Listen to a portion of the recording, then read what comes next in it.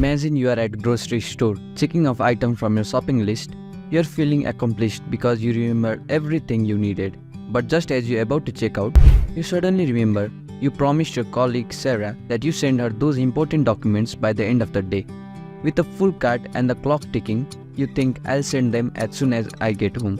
However, when you get home, the kids are hungry, the dogs needs to be walked, and the laundry is piling up. You get caught up in all the evening tasks, and by the time you finally sit down, it's too late. The next morning you wake up with a sinking feeling, realizing you completely forget to send the documents. You wonder, how could I let something so important slip my mind? The reason is simple. Your brain is made for coming up with ideas, not for keeping track of them. With so many things demanding on your attention, both at home and at work, it's easy to forget things. The only way to really focus and getting things done is to keep our mind clear and your thoughts organized. This is where getting things done or GTD comes in. GTD is a simple system that helps you keep track of all your tasks, ideas and projects. It has 5 easy steps: capture, process, organize, review and engage. It's all begin with capturing every ideas, task, project and piece of information that comes your way each day. This could be emails, letters, phone calls, conversation or even ideas that suddenly pop up into your head. No matter where this information comes from, you need to capture it, write it down or store it somewhere so you don't have to rely on your memory alone. Once you have gathered everything, it's time to sort through it and make sense of it. This way you can stay focused on your goals instead of feeling overwhelmed by too much information. The second step in GTD is processing.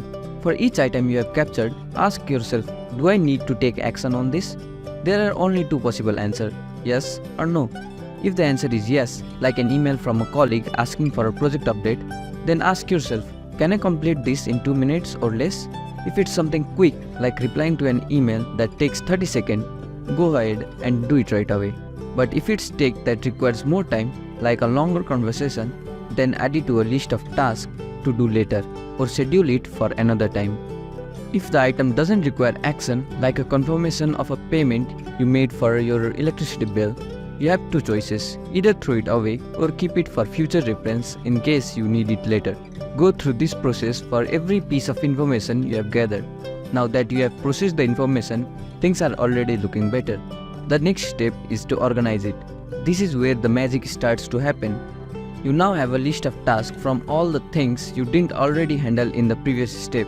The next step is to organize and prioritize them based on 3 criteria: by project, by time and by context. Actions related to a specific project like creating a presentation or planning a Christmas party can be grouped together. Action with a deadline or a specific time like forgetting to send documents should go on your calendar so you remember to do them at the right time. You can also group tasks by context, like phone calls you need to make or groceries you need to pick up. You can mix and match this category too. Like that video you need to create on Sunday the 20th, this is where you can tweak the GTD system to fit your needs. You know best how to group and prioritize your tasks. One important thing to keep in mind is this question: what is the next action? For example, if you plan to review Sarah's document but realize you don't have it saved on your computer, the next action should be find and download Sarah's document, not review Sarah's document. This way, you ensure you are taking the right step in the correct order to get the task done efficiently. Now that you have organized your task, it feels like the sun is shining brighter and the world is a happier place. But what about the non-actionable items? That's simple. You can either keep them for reference like a TV manual that you might need if your kid accidentally turns on the Spanish subtitles, or you can set them aside for later.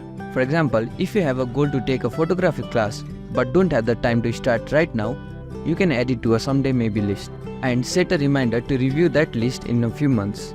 The next step is review. With so many things needing your attention, it's easy for something to spill out of place. That's why regular reviews are important.